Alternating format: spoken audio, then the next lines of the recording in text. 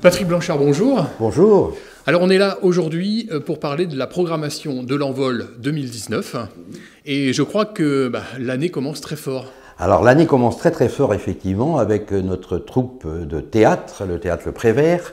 L'an dernier, 8 représentations complètes.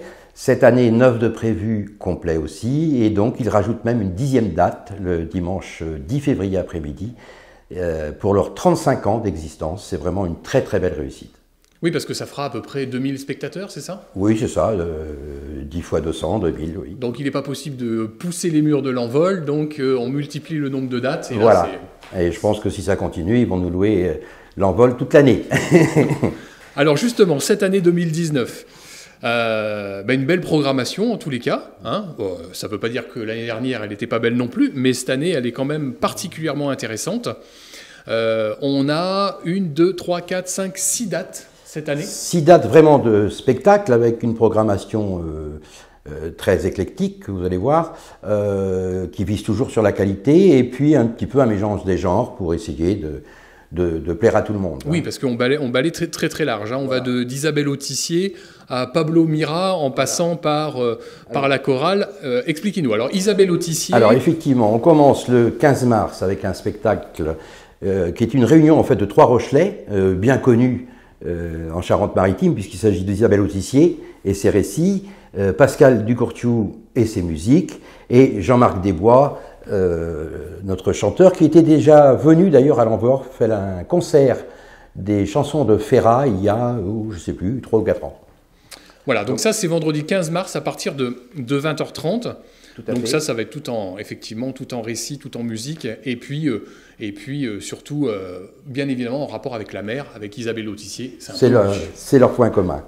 Et puis on enchaîne au mois d'avril, le vendredi 26 avril, avec une journée à thème sur l'Afrique. Et nous aurons donc à 18h une conférence d'un universitaire nantais qui s'appelle Henri Copin sur le français africain, je dirais. Hein. Ça va de Tintin au Congo à Alain au collège. Et le thème, c'est le français est-il devenu la langue africaine? On y parlera bien sûr beaucoup francophonie. Et puis ce qu'on appelait le petit nègre des tirailleurs sénégalais à aujourd'hui les grands écrivains africains qui... là, on a de la littérature remarquable. Je pense que c'est une conférence qui sera assez intéressante. Et puis après, on clôture la soirée avec une soirée africaine. Alors là, ça va chanter, ça va danser. Ah ben là, ça va chanter et danser avec Duc Geoffroy, qui est donc d'origine congolaise. Et puis, il est avec une dizaine de chanteurs et danseurs et danseuses. De très beaux textes aussi. Je pense que ça va être une soirée dynamique et appréciée de tous, j'espère.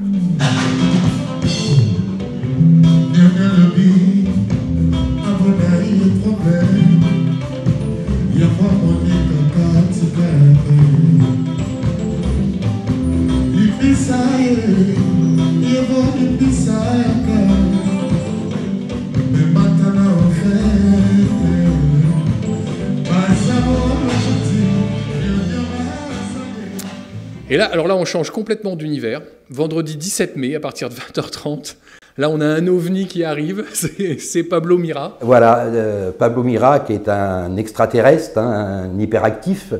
Les gens le connaissent surtout parce qu'il intervient il est chroniqueur sur France Inter, il est chroniqueur sur RMC avec Yann Barthès, dans un quotidien. C'est assez déjanté, un humour assez cynique. Mais je pense que là, on va pleurer de rire, oui, effectivement, oui. Et vas-y que nous, les riches, on nous accuse d'être à l'origine de tous les malheurs du monde. On nous reproche de ne pas partager assez nos richesses. Et alors, comble du comble, on voudrait instaurer des limites à notre fortune. Non mais on va où, là? On ne peut pas interdire aux riches d'être super riches alors qu'on autorise les pauvres à être super pauvres. Ça n'a pas de sens. Alors là, on passe l'été et hop, on arrive vendredi 13 septembre à partir de 20h30. Et là, je pense que bon, ça va faire l'unanimité. Oui, je pense. Effectivement, on passe l'été parce que juin, juillet, août, l'envol est pris par des mariages, beaucoup. le week-end, et puis bon, les gens partent en vacances, etc. Puis on ne va pas concurrencer les francopholies non plus, on n'a pas cette prétention. Et on attaque en septembre avec une soirée bretonne, donc avec Gilles Servat, le chantre de la musique bretonne, fréquemment présent au Festival interceltique de Lorient, et il tourne en ce moment à Paris et dans toute la France. Tout le monde se souvient de la Blanche Hermine. Vive la mouette et la jaune,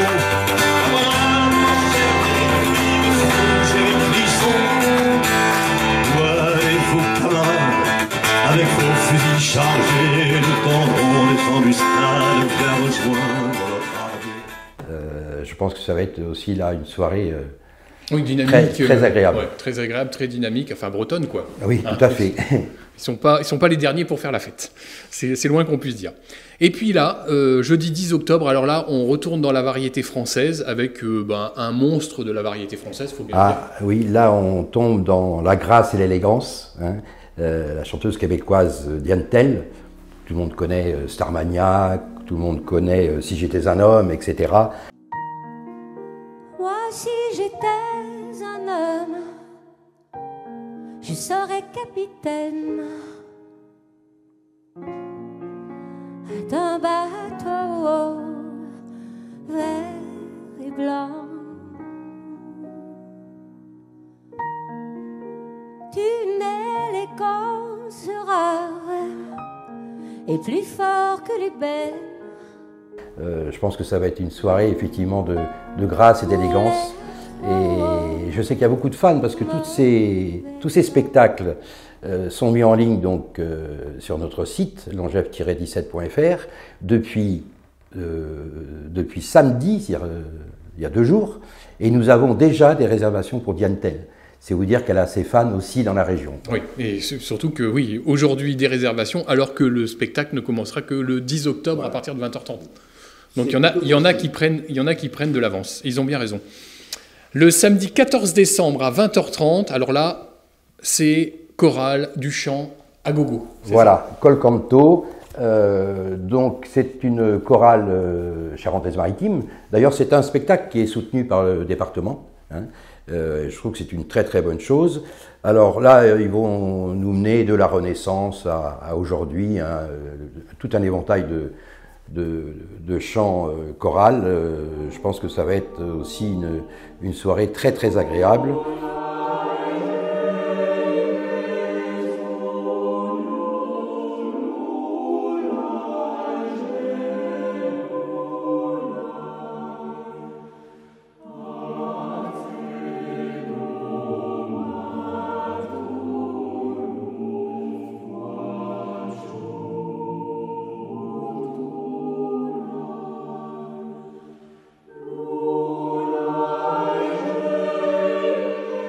Et puis alors, là on remonte dans le temps, là on était au 14 décembre à 20h30, il faudra quand même noter la date hein, de Col Canto, mais on va remonter parce que, il y a quand même la fête de la science.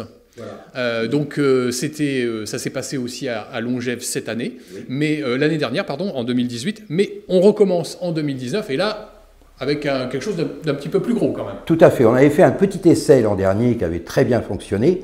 Et là, on met en place un partenariat avec l'Espace Mendès France de Poitiers, hein, qui est donc connu et reconnu. Effectivement, tous les spectacles qu'on vient d'évoquer, c'est de la culture au sens large du terme, mais là, c'est de la culture scientifique, ça fait également partie de la culture. Et donc, nous aurons du 2 au 7 avril une exposition qui s'appelle Scène de crime. Je pense qu'il va intéresser non seulement les enfants, mais aussi les adultes, qui pourront jouer aux experts, prendre de l'ADN, voir comment ça fonctionne et tout. C'est une vulgarisation, je dirais, entre guillemets, de la science, mais je pense que c'est important. Il ne se fait rien sur le territoire en matière de fête de la science, et c'est pour ça qu'on a souhaité le mettre en place. Et puis nous aurons bien sûr du 5 au 13 octobre la semaine officielle en France de la fête de la science. Et là, on sera également partenaire de l'Espace Mendès France. Avec plein d'expériences scientifiques à mener pour les petits puis pour les grands aussi. Voilà, bon, il y aura un partenariat bien sûr avec l'école, avec la bibliothèque. On va se greffer dessus la littérature policière, bien sûr. Donc c'est un événement important et je suis ravi de ce partenariat avec l'Espace Mendès France. Oui. C'est une grande première et je pense que ça devrait plaire aussi. Une programmation très très riche, éclectique effectivement, mais qui, je pense, peut donner à chacun l'envie de se déplacer jusqu'à l'Envol. Tout à fait. Donc l'Envol, c'est un petit peu à l'extérieur de Longève. On le voit de la 4 voies. On peut pas louper cette scène. Voilà, c'est au pied des éoliennes. C'est ça. C'est un bon repère. Exactement. Et ben écoutez, merci Patrick Blanchard de toutes ces précisions. Et puis on invite effectivement l'ensemble des spectateurs à prendre leur place sur longève17.fr. Voilà, longève-17.fr. Merci Patrick Blanchard. Et c'est moi qui vous remercie.